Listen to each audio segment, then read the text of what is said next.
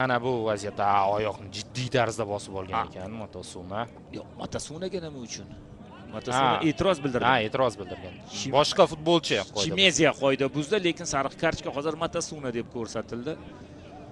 Balkim rejissyorlar bu yerda adashishgandir.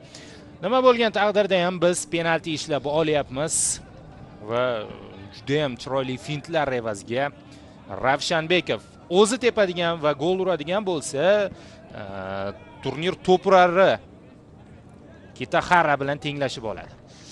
Ha, Motasunaga esa e'tiroz uchun menimcha sariq kartochka ko'rsatildi. Chunki translyatsiya rejissyorlari uni yana alohida hozir namoyish etib berishdi. Endi Muhammadyor asosiysi unumli foydalanish. Bu juda muhim hozir. Bu turnirda o'yindan ham bitta penalti tepgandik. Abdurraimov Hindiston darvozasini ishg'ol etgandi. Endi Asilbek Aliyev to'p oldida. Asilbek Aliyev, Kosei Oshita. Asilbek, O'zbekning asl futbolchisi, hushtak chalindi. Yugurib kelyapti, zarba, gol! Gol, uchrashuvda hisob ochildi.